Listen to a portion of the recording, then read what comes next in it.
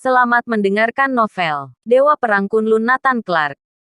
Bab 2033. Rencana Rahasia. Di mana pasukan terlarang Dirgot. Minta mereka semua datang menemuiku. Nathan Clark kembali memberi perintah. Tidak lama kemudian, semua pasukan terlarang Dirgot tiba. Setelah mendapatkan pengaturan tugas dari Nathan Clark, mereka pergi satu persatu. Entah apa yang ditugaskan pada mereka. Vermilion dan yang lain memandang Nathan Clark dengan rasa ingin tahu. Bos, tugas apa yang diberikan pada mereka? Kamu akan mengetahui ini pada waktunya. Saat ini aku akan merahasiakannya. Nathan Clark tertawa. Bos, tapi akan terlalu sulit untuk mencuri batu matahari untuk ketiga kalinya. Richard pasti akan menggunakan seluruh kekuatannya untuk melindunginya. Betul. Apalagi Richard telah mengalami 2 kali kehilangan. Tidak mungkin dibiarkan terjadi ketiga kali. Bos, apa yang harus kita lakukan kali ini? Semua orang tampak khawatir. Nathan Clark tersenyum dan berkata, jangan khawatir. Tunggu dan lihat saja jika waktunya tiba. Luar biasa. Tidak mungkin bisa berhasil 2 kali mengerjai laboratorium para dewa. Apalagi kedua kalinya menyebabkan laboratorium para dewa menderita kerugian yang sangat besar. Lexi, Gimson dan yang lain yang berada di Neslandia benar-benar terkejut. Belum lagi seberapa besar kerugian dalam gelombang tersebut. Bahkan biaya untuk menambang pun merupakan angka yang setinggi langit. Biaya kedua penambangan ini terlalu besar. Namun seluruh batu matahari telah dirampok. Mereka telah menyenduk kuah dalam pengat. Aku tidak percaya. Batu matahari ini tidak bisa terkirim. Gimson tidak percaya. Beberapa hari ini dia sama sekali tidak bisa tidur nyenyak. Setelah memejamkan mata, dia memimpikannya Nathan Clark. Bermimpi bahwa Nathan Clark masih hidup. Dia pelaku atas semua ini. Paman Lexi. Aku pikir ada satu kemungkinan. Bisa diberitahu pada Tuan Richard. Kata Gimson. Lexi terkejut. Hah, kemungkinan apa? Kurasa Nathan Clark masih hidup. Dia adalah pelaku atas kejadian semua ini. 2 hari ini aku tertidur pun memimpikannya dia. Dalam mimpiku dia yang melakukannya. Gimson berkata dengan pasti. Firasatnya semakin kuat. VTTT. Mendengar ini.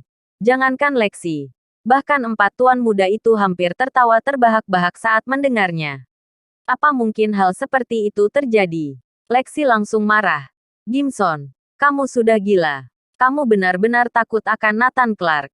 Aku tidak menyangka orang mati akan memberimu trauma sebesar itu. Bukan. Aku, Gimson masih ingin menjelaskan.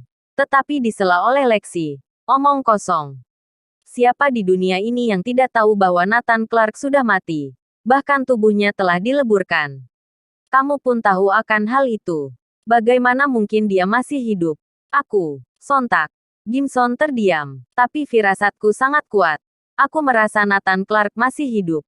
Dia sering muncul dalam mimpiku. Aku merasa. Oke. Jangan menggunakan perasaanmu. Jika begini terus, aku yakin kamu akan gila.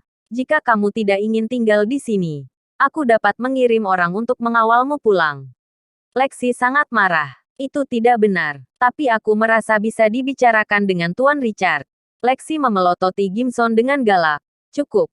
Kamu bahkan tidak merasa malu. Apa kamu tidak malu jika berhadapan dengan Tuan Richard? Akhirnya, Gimson tidak memberi tahu Richard tentang hal itu. Jika diceritakan, Richard, yang pada dasarnya curiga, mungkin akan menyelidiki kembali. Tapi sekarang dia sudah melupakan Nathan Clark. Siapa yang akan mengingat orang mati? Cukup. Pergi dan awasi penambangan. Kali ini, Tuan Richard meminta hasil tambang selama 5 hari. Pertama, jumlah yang ditambang dalam 5 hari sangat besar. Bahkan jika pihak lawan ingin merampoknya, itu tidak akan mudah. Kedua, 5 hari adalah waktu yang cukup bagi Tuan Richard untuk menyusun rencana yang paling sempurna. Tidak akan terjadi kecelakaan seperti yang kedua kalinya. Lexi diperintahkan kembali untuk melanjutkan penambangan. Kali ini Richard ingin melihat semua yang telah dia susun dalam 5 hari. Bagaimana pihak lawan memecahkannya. Bagaimana cara mereka akan merampok batu matahari kembali. 5 hari berlalu dengan tergesa-gesa. Bab 2034.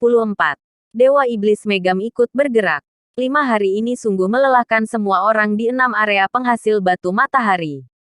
Sejak pindah ke pertambangan, tidak ada satu hari pun mereka dapat menganggur.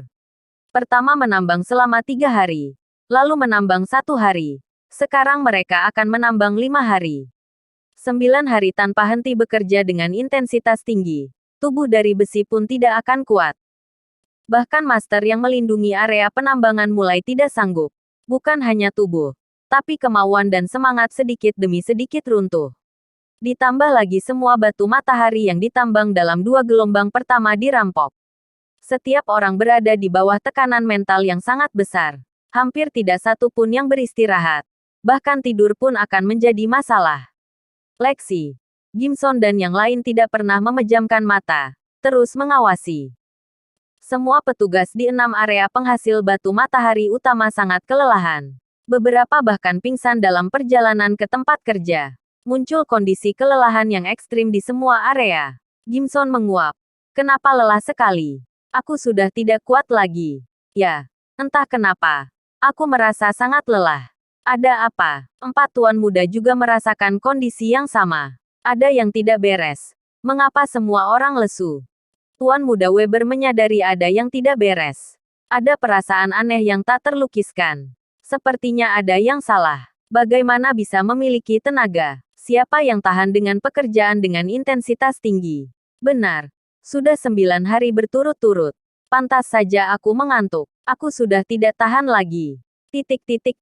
Mendengar pembicaraan yang lain. Tuan muda Weber merasa semua ini bukan sebuah keanehan. Memang benar bahwa 9 hari bekerja dengan intensitas tinggi itu sangat menakutkan. Cukup untuk membuat semua orang frustrasi. Sepertinya tidak bisa dilanjutkan. Bekerja dengan intensitas tinggi bisa mematikan. Harus memakai beberapa obat suplemen laboratorium. Lexi juga menyadari masalahnya.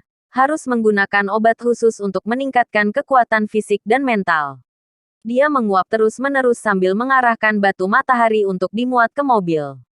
Bahkan orang-orang yang memuat batu ke dalam kendaraan sangat lelah. Semua batu matahari bisa dimuat dalam 1 jam. Tapi mereka menghabiskan 3 jam penuh. Ini menunjukkan betapa lelahnya semua orang. Tim pengangkut mulai berangkat. Richard sudah mempersiapkan semuanya. Baik itu tim pengangkut. Semua yang ada di sepanjang jalan. Dan tim bantuan. Semua dilakukan dengan sempurna tanpa celah. Apalagi setelah belajar dari pengalaman sebelumnya. Richard menghabiskan 5 hari penuh untuk membuatnya lebih detail. Menambah jumlah master. Berbagai mesin. Dan dana yang menghabiskan 10 kali lipat dari yang sebelumnya. Dan Richard memimpin master laboratorium para dewa untuk menjaga di area laut secara langsung. Richard tidak percaya. Apa kali ini barangnya masih bisa dirampas? Ini tidak mungkin. Selain itu, Dewa Iblis Megam dan organisasi Mentari Hitam juga setuju untuk membantu. Bantu menyerang dan membantu mencari petunjuk. Richard sudah menyiapkan segalanya, menunggu aksi kekuatan misterius. Segera setelah itu, tim pengangkut tiba di pelabuhan. Setelah dengan mudah dimuat ke dalam kapal kargo, mereka berangkat ke Waregel. Mata seluruh dunia terfokus kembali. Semua orang kesulitan bernafas. Akankah kekuatan misterius beraksi untuk ketiga kalinya? Apa akan berhasil jika mereka beraksi? Lagi pula, semua orang tahu bahwa Richard telah mengatur segalanya. Oke, ayo mulai. Perhatian dari setiap tim. Waspada dan terus menjaga komunikasi. Laporkan setiap 3 menit. Richard memulai segalanya. Tim pengangkut berlayar di laut. 1 jam, aman. 2 jam, aman. Waktu terus bergerak. 7 jam berlalu. Semuanya aman. Namun saat ini, Richard menjadi semakin waspada. Karena 2 aksi pertama mungkin dimulai di periode waktu ini. Tingkatkan fokus. Mereka seharusnya akan beraksi. 8 jam. Tetap masih aman. 9 jam. 12 jam. Hah, ada yang salah. Apa mereka masih belum beraksi? Richard mulai bertanya-tanya. Sekarang telah melewati waktu 2 kali sebelumnya. Bersambung.